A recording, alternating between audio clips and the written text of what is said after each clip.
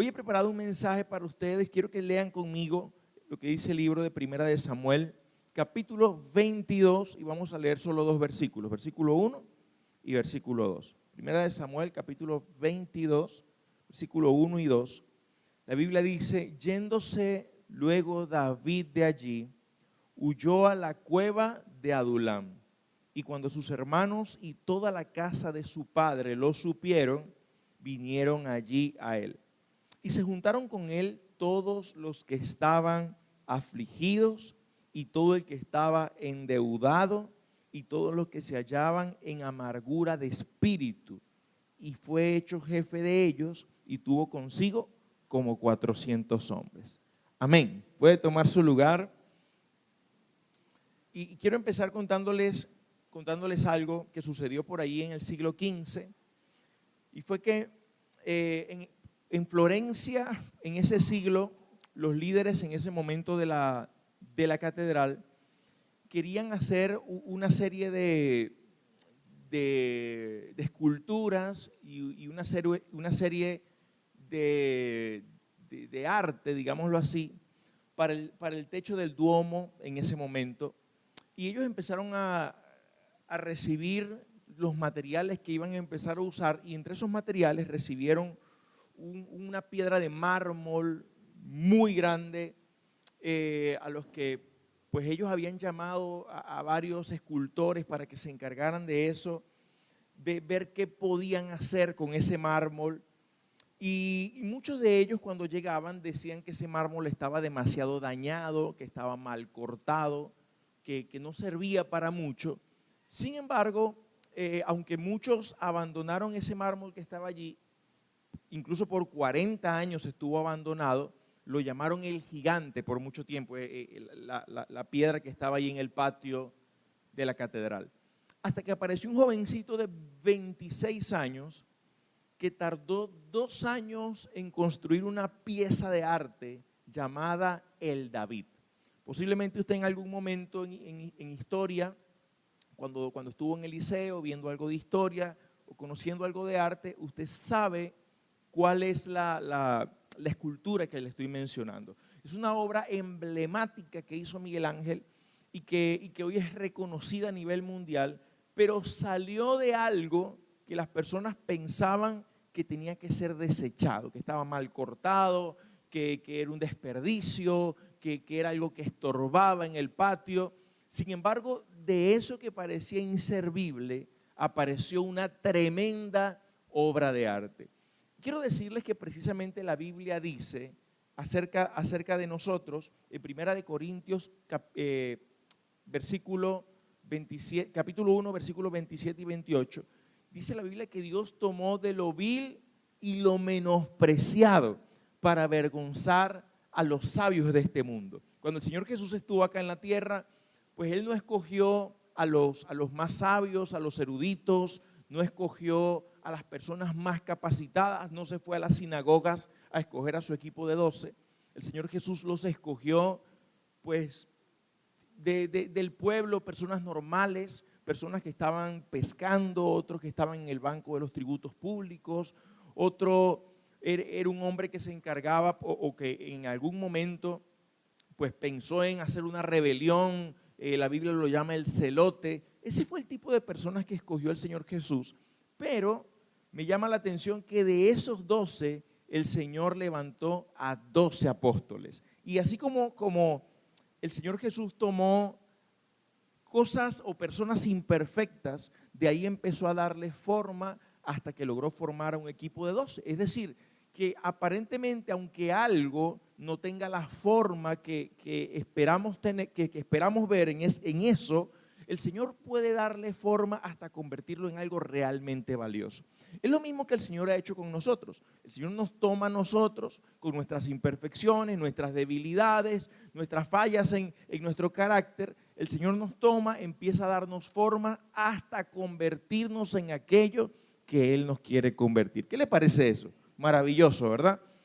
Y esta historia que les acabo de leer, o estos dos versículos que le leí hace un momento, hablan acerca de la historia de un rey bastante conocido por nosotros, y es acerca del rey David.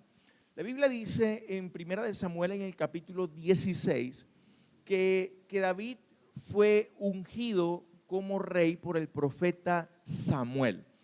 En ese momento Saúl era el rey de Israel, el primer rey que Israel había tenido, pero Saúl había hecho varias cosas que a Dios le habían desagradado, y Dios decide pues quitar a Saúl del reinado y colocar a David.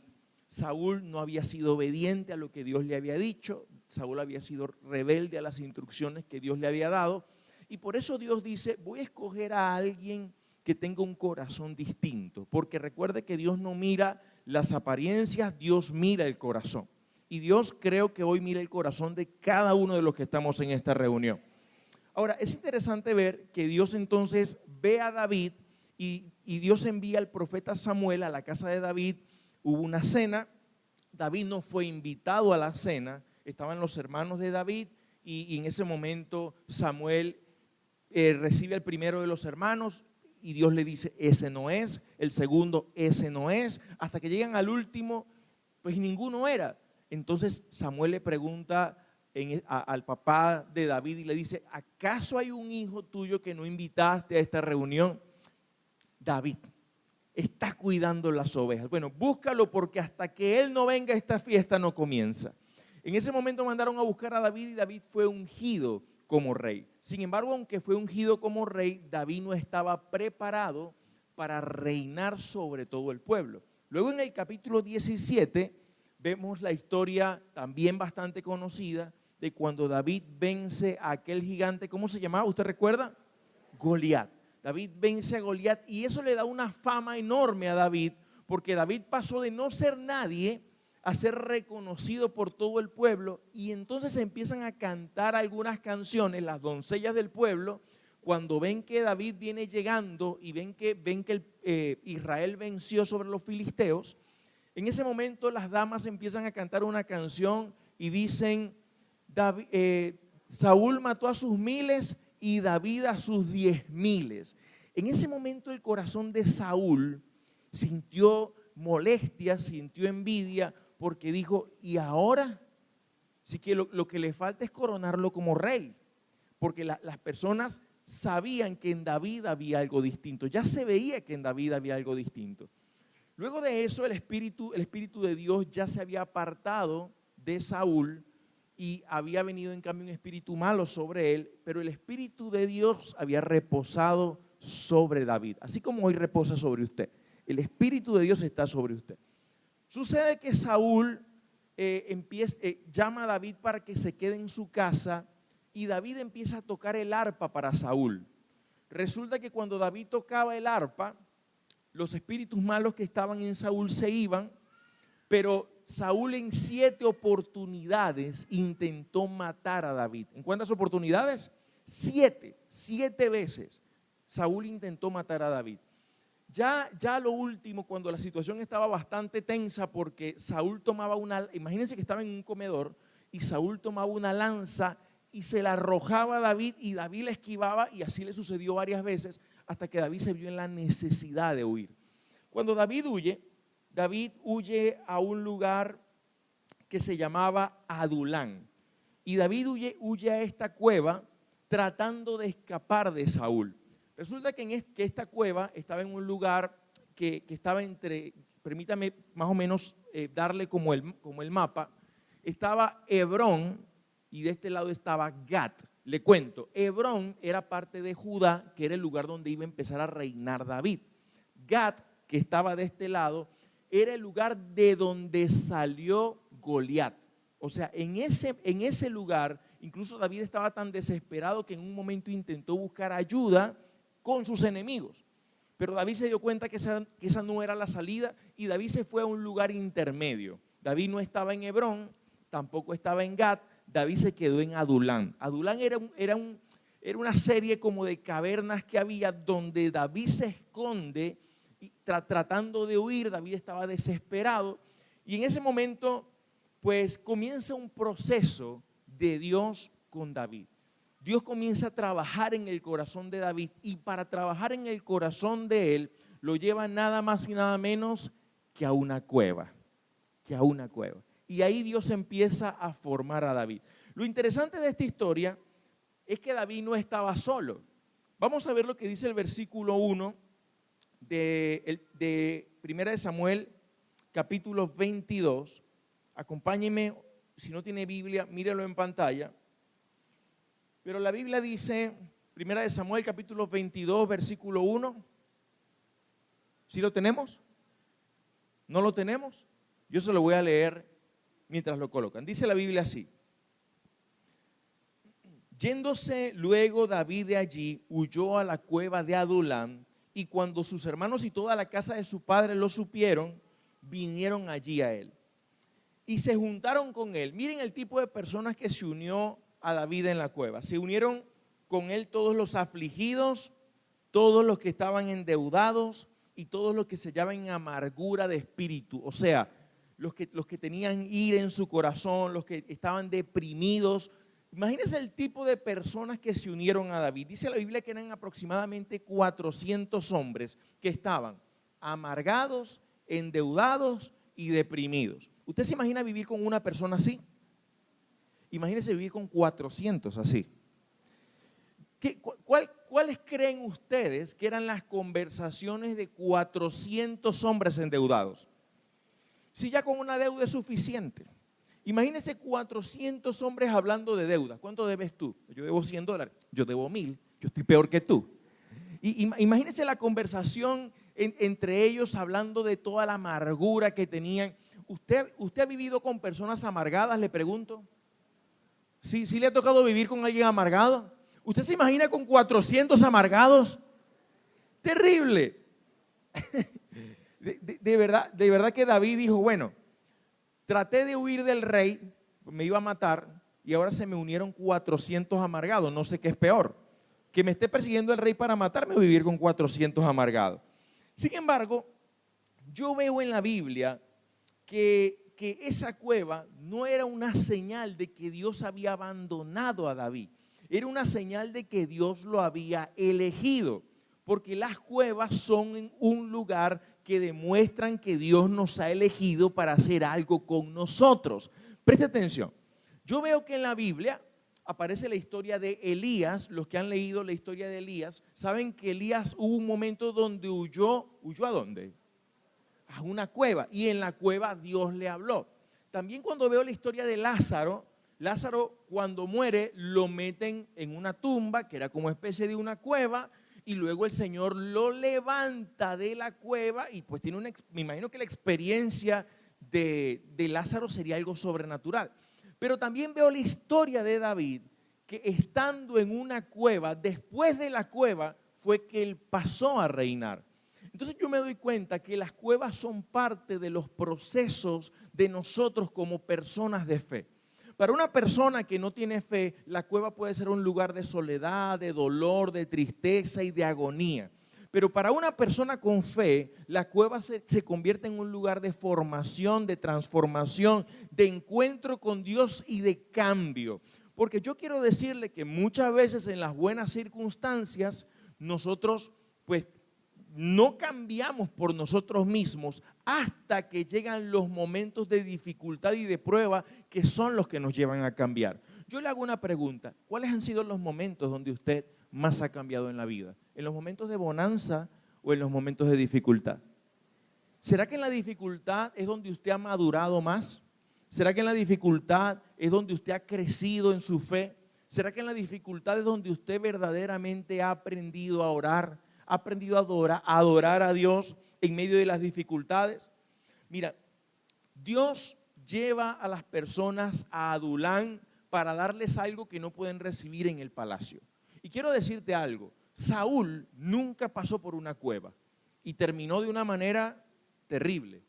Pero Dios pasó a David por una cueva antes de colocarlo en el palacio. Y yo quiero decirte que si hoy estás pasando por alguna cueva en tu vida, puede ser una señal de que Dios está trabajando contigo para cumplir su propósito en ti. Las cuevas no son señales de abandono.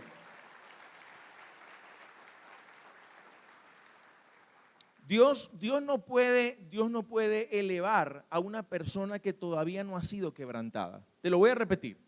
Dios no puede elevar a una persona que no ha sido quebrantada. Nosotros necesitamos pasar por momentos de quebranto para que nuestro corazón no se vuelva demasiado orgulloso. Nosotros necesitamos pasar por momentos de debilidad para aprender a confiar en el Señor. Nosotros necesitamos pasar por momentos de prueba porque ahí es que somos cambiados. Ahí es que podemos de verdad aprender lo que Dios nos quiere enseñar en ese lugar de proceso. Yo quiero decirte que la iglesia se parece más a una cueva que a un palacio. La iglesia no se parece a un palacio, la iglesia se parece a una cueva. Y la iglesia es como la cueva de Adulán. Y debería parecerse a la cueva de Adulán. Porque en la iglesia, dígame cuándo las personas llegan a la iglesia. La mayoría de personas, dígame en qué momento llegan. ¿Cuándo están cómo? Amargados, endeudados y deprimidos. Y la gente cuando está así dice, voy a una iglesia, me voy a una cueva. Y vienen a una cueva llamada Ibiluz. Y se meten en la cueva, pero la buena noticia es que salen como valientes de esa cueva. Llegan golpeados, pero salen como valientes. Pero sí, definitivamente la iglesia es como un prototipo de Adulán. Es un lugar donde llegamos con tantos dolores. Es un lugar donde llegamos con tantos sufrimientos. He conocido personas, y cada uno llega con una historia diferente, ¿no? Algunos llegan amargados porque la situación familiar no es buena. Algunos llegan endeudados porque pues, diferentes situaciones lo llevaron hasta ese punto de su vida. Algunos llegan con enfermedades que los llevan a deprimirse. Pero yo lo que he visto en la iglesia, en los 18 años que tengo en la iglesia, es que una y otra vez Dios se ha encargado de levantar a ese tipo de personas que con fe permiten que Dios les forme el carácter. Y mientras Dios nos forma, nos sana, nos ayuda, nos da la salida para las deudas, nos libera, nos vuelve a dar alegría a los que estaban deprimidos, nos vuelve a dar gozo a los que no teníamos esperanza, porque nuestro Dios es un Dios que transforma en los lugares de dificultad. Amén, iglesia. Dale ese aplauso a Jesús.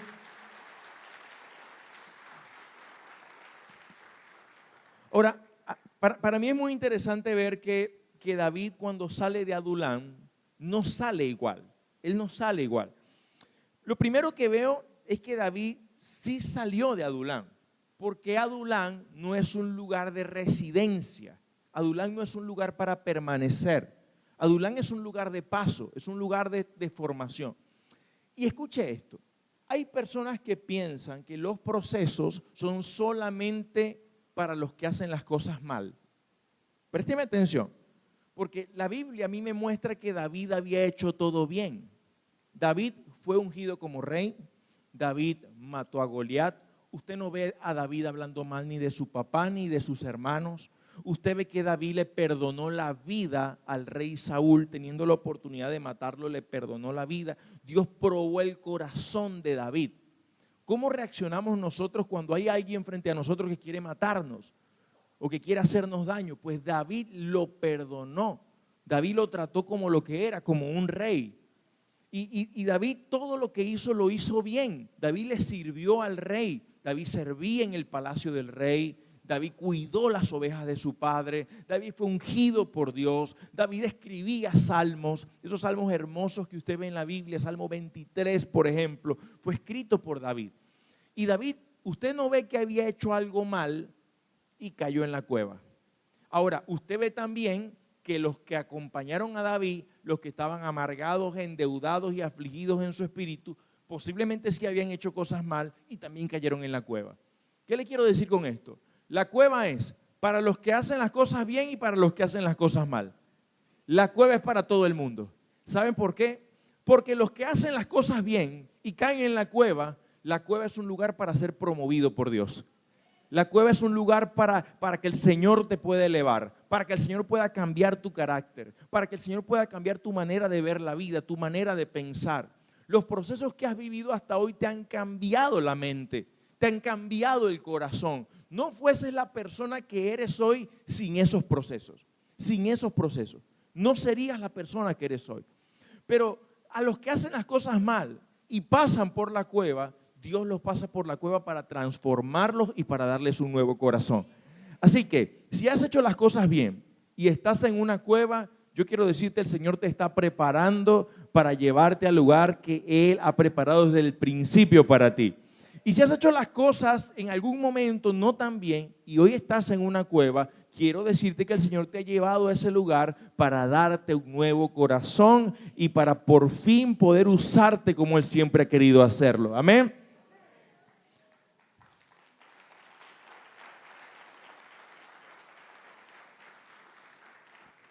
Veo que el camino que recorrió David hacia donde Dios quería llevarlo fue un camino largo para que David madurara. Fue un camino largo. Y el camino de la madurez no es un camino hacia arriba, es un camino hacia abajo. El camino de la madurez es un camino de proceso. Y a veces nosotros como cristianos tendemos a huirle a los procesos.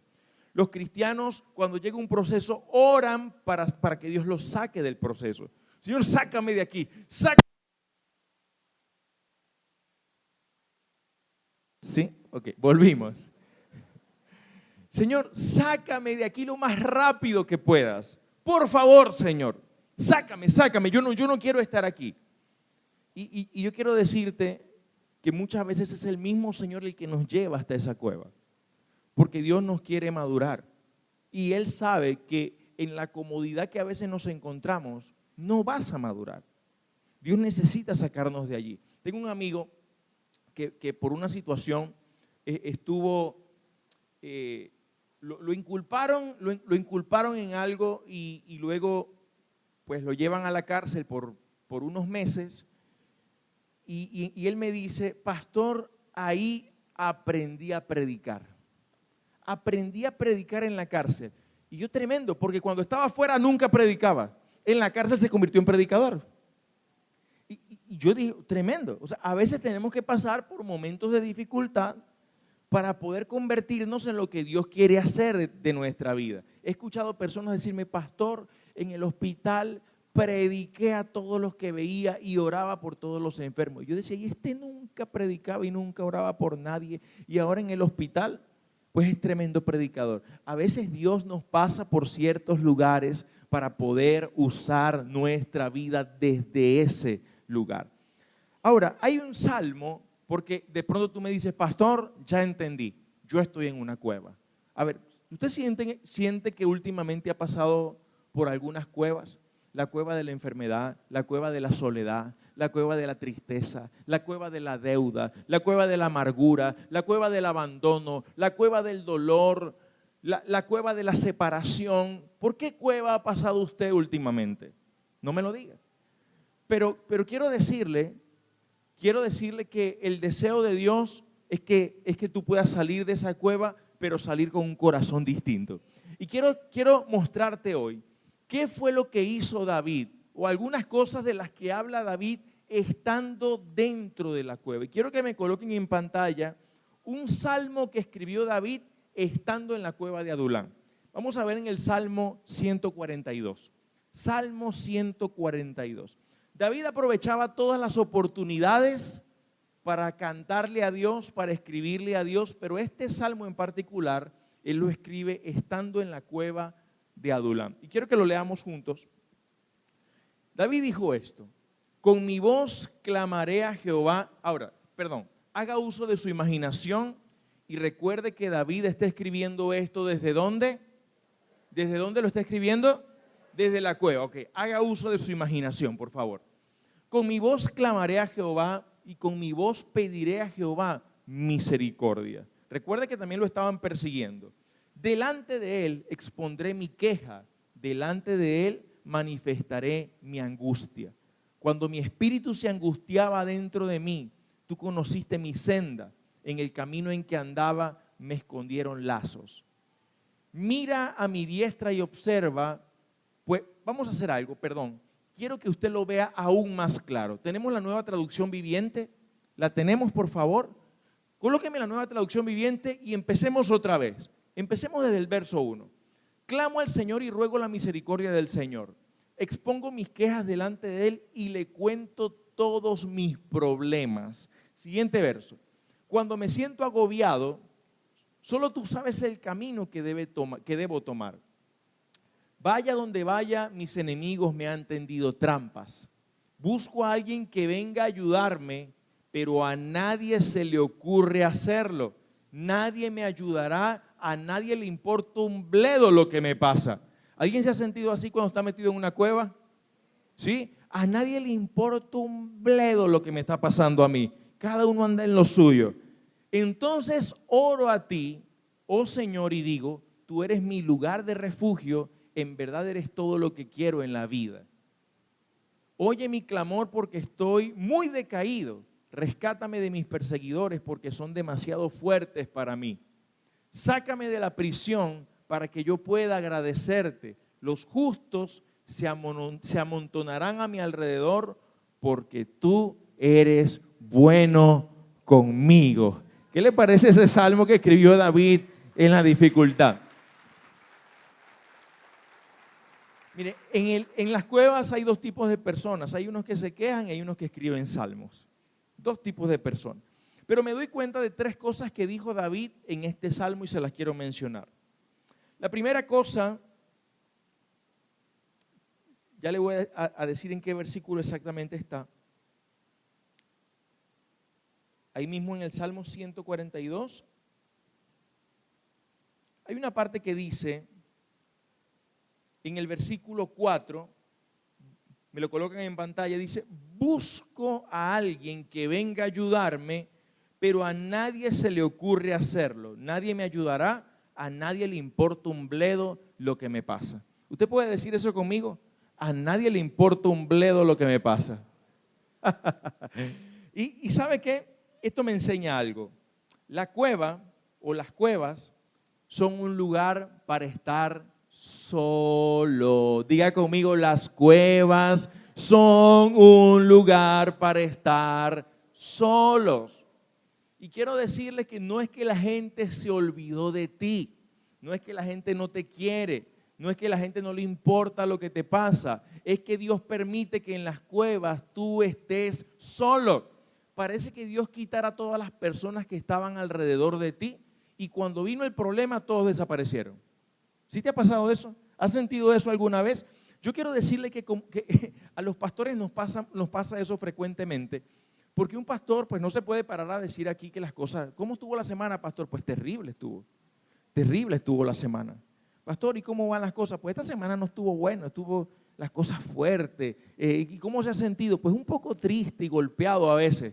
¿Sí? ¿Usted ha visto un pastor que diga eso? No, el pastor siempre tiene que decir que está bien y siempre tiene que escuchar los problemas de las personas. Pero no es que uno esté solo, no, yo entiendo que Dios está con el pastor y así como Dios está con usted. Pero en los momentos de dificultad, yo quiero decirles que Dios los utiliza para estar solo contigo. Por eso la Biblia dice, no, parece que a nadie le importara lo que me pasa, parece que a la gente le importa un bledo lo que me pasa. ¿Y sabes por qué? Porque la soledad es parte del proceso de madurez. Y si en ese momento Dios te llevó a una cueva, es porque Dios está procesando tu madurez. ¿Y por qué no hay nadie alrededor mío? Porque Dios está trabajando es contigo. Y como Dios está trabajando contigo, sientes que estás solito o solita.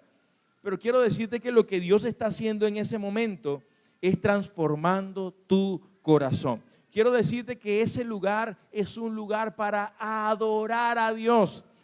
En la soledad, la cueva se convierte en un lugar para cantarle a Dios. ¿Qué hizo David cuando estaba en la cueva? Escribió salmos. David escribió salmos. David adoraba a Dios mientras estaba en la cueva. El camino de salida de la cueva es cuando aprendes a adorar al Señor. Cuando aprendes a adorar a Dios en medio de la soledad. Cuando aprendes a adorar a Dios sin importar lo que pase. Hay un salmo que dice, bendeciré a Jehová, como dice, en todo tiempo. O sea, cuando las cosas estén bien, cuando las cosas estén mal, yo voy a adorar al Señor. Bendeciré a Jehová en todo tiempo, su alabanza estará de continuo en mi boca. O sea, de mi boca, ¿qué sale cuando yo estoy en la cueva? ¿Sale queja cuando estoy en la cueva? Salen palabras duras hacia los demás cuando estoy en una cueva. Salen maldiciones cuando estoy en una cueva. Gabriel, acompáñame. Por aquí, Gabriel. No te preocupes. ¿Salen palabras de bendición cuando estás en una cueva? ¿O salen palabras duras, palabras de queja, palabras que lo que hacen es endurecer más la situación? Pues yo quiero decirte que la cueva es un lugar para que le cantes a Dios. La cueva es un lugar para que adores a Dios. La cueva es un lugar para que abandones la queja y empieces a vestirte de alabanza. Así que si estás pasando hoy por un momento de dificultad, por un momento de soledad, es tiempo para que adores al Señor. Y si sientes que estás solo, quiero decirte que el Señor está contigo y es la mejor compañía que puedes tener en este momento de dificultad. El Señor siempre será nuestra mejor y nuestra más grande compañía. Él nunca te desamparará, siempre estará contigo todos los días de tu vida. Hasta el último de tus días, el Señor estará contigo. El otro versículo que me llamó mucho la atención fue el siguiente. Versículo 5. Vamos a verlo en pantalla. Dice: entonces oro a ti, oh Señor, y digo, tú eres mi lugar de refugio. En verdad, eres todo lo que quiero en la vida. Y ese versículo también me gustó bastante, porque la cueva es un lugar donde hablas con Dios. La cueva es el lugar donde aprendes a hablar con Dios. Si la cueva, escucha esto que te voy a decir, si estás tomando nota, anótalo para que no se te olvide. Si la cueva no te ha enseñado a orar, entonces no estás listo para salir. Te lo voy a repetir. Si la cueva no te ha enseñado a orar, entonces no estás listo para salir. Porque las cuevas nos enseñan a orar. Mira, en los momentos más difíciles que he atravesado personalmente y familiarmente, la oración ha sido lo que me ha sostenido. Y no solamente a mí, sino que estoy seguro que a muchos de los que están en esta reunión ha sido la oración la que los ha sostenido. ¿Ustedes están de acuerdo con lo que estoy diciendo? Quiero decirles que en esos momentos de dificultad, de debilidad, donde sentía que la enfermedad ganaba, donde sentía que la tristeza ganaba, en ese momento la oración se convirtió en la roca donde en ese momento me pude apoyar. La oración, escucha, no es que la oración sea algo, permítame usar esta palabra, mágico o automático, no. Es que cuando yo oro, me estoy exponiendo a Dios, y cuando me expongo a Dios, mi ayuda viene de Dios. La oración te expone delante de Dios, lo que permite que entonces Dios extienda su mano y te levante y te ayude. Pero definitivamente las cuevas son un lugar para aprender a orar. Y por último, el versículo 7 dice: sácame de la prisión para que pueda agradecerte. Los justos se amontonarán a mi alrededor porque tú eres bueno conmigo. Yo te voy a dar una tarea hoy, y yo te voy a pedir que por favor, cuando llegues a tu casa o en la noche, tú busques 1 de Samuel capítulo 23. Es más, permíteme hacer algo porque hay algunos que no les gusta hacer tarea. 1 de Samuel capítulo 23.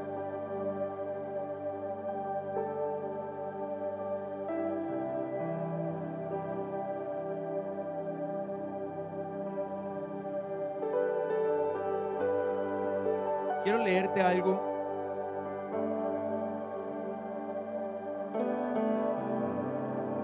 Permíteme un momento.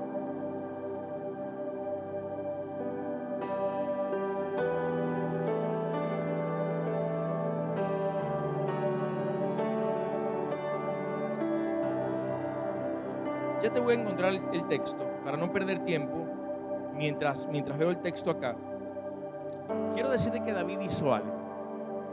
Lo que hizo David fue que con los 400 hombres que entraron en ese momento con él, en la cueva de Adulán, tampoco los 400 hombres salieron igual. Luego hay un capítulo entero dedicado a lo que fueron los valientes de David.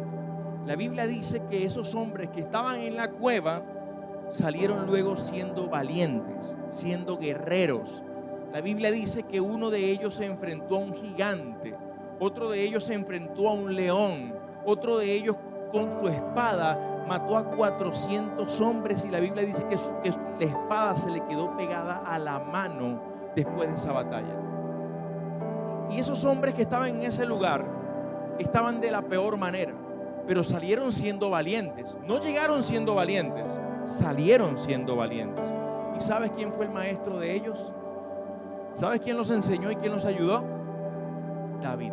¿Sabes qué hizo David mientras estaba en la cueva? Siguió sirviendo. Siguió sirviendo. Y yo quiero decirte que mientras estás en la cueva, no dejes de servir. En tu trabajo, en tu casa. Porque mientras David servía, David encontró el propósito para su vida. Recuerda que David estuvo en un momento cuidando ovejas. Y mientras servía cuidando ovejas, Dios lo llamó a ser rey.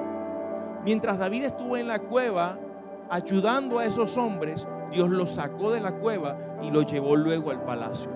Yo quiero decirte que servir nos lleva también a nuestro propósito. Así que hay 3 cosas que aprenderás en la cueva. 1, aprenderás a adorar a Dios. Y aprenderás a adorar a Dios estando solo. 2, aprenderás a orar y a confiar en Dios. 3, aprenderás el valor del servicio. Aprenderás la importancia de servir a otros. Quiero decirte una cosa más. Tú que estás en la cueva y que has sentido que no hay más esperanzas para ti. Esta semana vi algo que llamó mucho mi atención y con esto cierro el mensaje. Esta semana vi algo que llamó mi atención y fue que estaba viendo en internet una imagen. Lástima que, es más, si pueden encontrarla mientras estoy predicando, sería maravilloso. Es una pintura que se llama Los jugadores de ajedrez. Así se llama la pintura. El autor es, si no me equivoco, es Friedrich. Se llama el autor de esta pintura.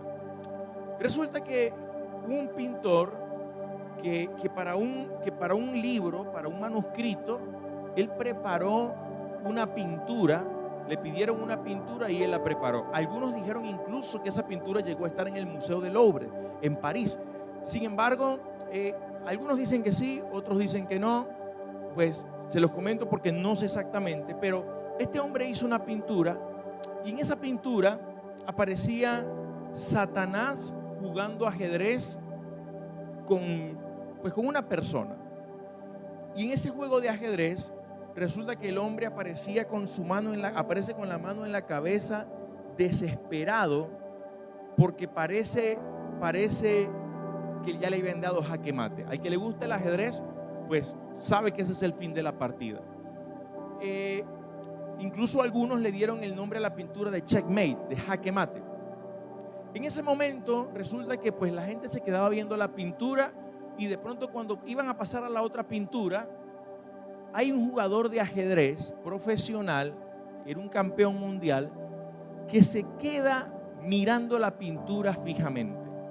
A pesar de que ya habían pasado los demás a otras pinturas, él se quedó mirando la pintura.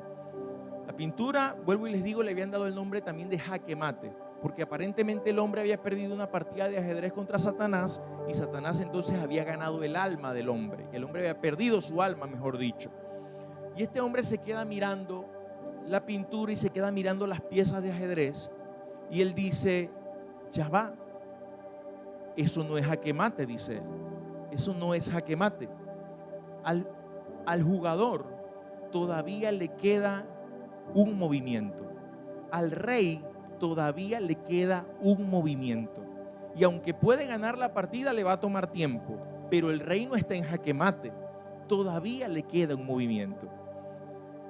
Y eso, yo me puse a investigar acerca de la pintura, me puse a investigar acerca del autor, me puse a leer acerca de ese tema, pero me llamó mucho la atención esa frase: al rey todavía le queda un movimiento. Yo quiero decirte algo. Cuando Satanás pensó que había vencido a Jesús en la cruz, él no se había dado cuenta de algo, de que al rey le quedaba un movimiento, y fue el movimiento ganador. Cuando aquel niño que tenía, cuando estaban los discípulos con Jesús, no había cómo alimentarlo, los discípulos dijeron en ese momento: Señor, no tenemos nada para darle de comida a esta gente. Al rey le quedaba un movimiento. Apareció un niño con 5 panes y 2 peces. De pronto veo que Daniel en la Biblia fue arrojado al pozo de los leones. Taparon el pozo, Daniel metido ahí, solito con leones hambrientos. Pero al rey le quedaba un movimiento. Luego me voy a la historia de Sadrac, Mesach y Abednego, cuando los meten a los 3 en el horno de fuego. Esta es la pintura. No sé si me bajan un poquito las luces para que se pueda apreciar mejor. Esta es la pintura. Y esta fue la pintura que se quedó mirando el jugador de ajedrez. Cuando tenga tiempo en su casa la mira bien, pero me la dejan acá en pantalla. Resulta que cuando Sadrac, Mesach y Abednego estaban en el horno de fuego, parecía que todo estaba perdido, pero al rey le quedaba un movimiento. Cuando David estaba en la cueva de Adulán, parecía que ya Saúl lo había alcanzado para matarlo. Pero, pastor, ¿y eso cómo aplica a mi vida? Hay algunos que dicen: pastor, el diagnóstico de mi enfermedad es avanzado. Pastor, mi familia no tiene solución. Pastor, esta cueva es muy dolorosa para mí. Pastor, ya no sé qué hacer con esta situación que estoy atravesando. Pastor, esto me está causando mucho dolor. ¿Será que hay una salida para mí? Pastor, no he podido salir de esta adicción que tengo. Tengo una adicción y no la puedo dejar. Lo intento, pero en mis propias fuerzas no he podido. Quiero decirte exactamente lo mismo que leí en esta historia. Al rey todavía le queda un movimiento, y es el movimiento que nos da la victoria. El último movimiento del rey siempre llevó a su iglesia y a su pueblo a vencer. Cuando ya todos pensaban, porque a Pedro ya estaba en la cárcel, al día siguiente lo iban a matar, y el Señor le quedaba un movimiento. Metió un ángel que lo sacó hasta la parte de afuera, abrió todas las puertas sin que nadie lo viera y sacó a Pedro. ¿No te parece impresionante eso? Pedro, el último cartucho, estaba en la barca y dijo: Señor, no hemos pescado nada en toda la noche. Pedro ya se había dado por vencido, estaba lavando las redes. El Señor le dice: boga mar adentro, lanza tus redes a la derecha. Señor, en tu palabra echaré la red. Lanzó la red, pescó gran cantidad de peces, y ese era el movimiento que al Señor le quedaba. Iglesia, yo quiero decirte que tú y yo no estamos condenados a las cosas que nos suceden en la vida. Si fuésemos personas que no tenemos fe, fuese una historia.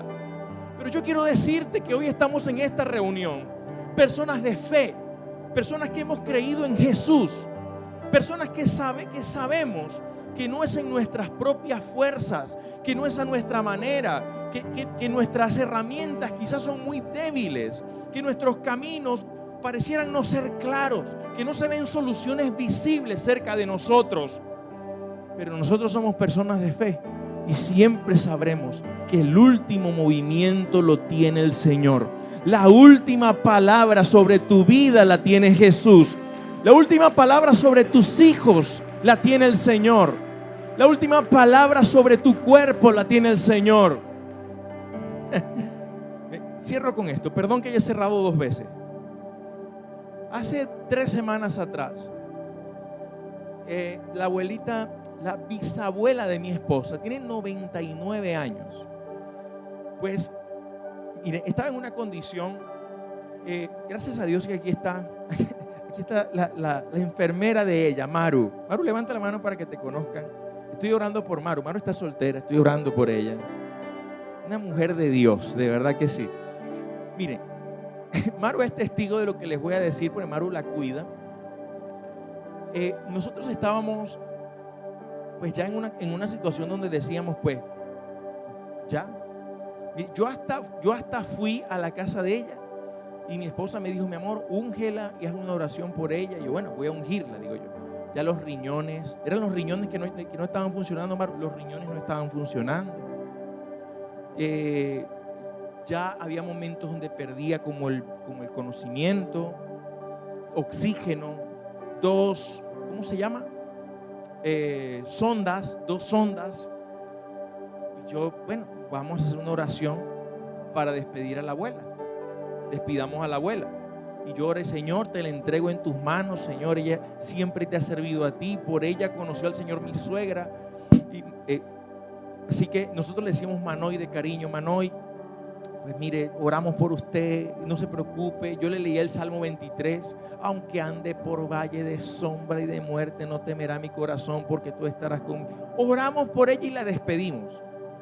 Al día siguiente, de pronto, los riñones están funcionando.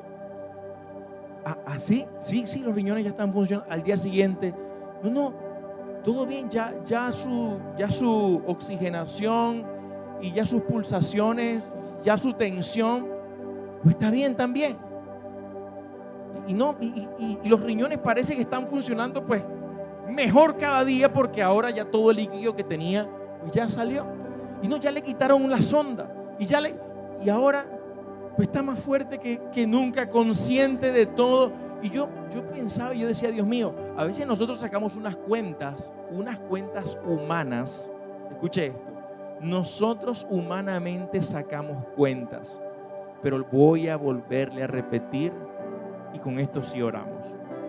Al rey todavía le queda un movimiento, queda una jugada al rey.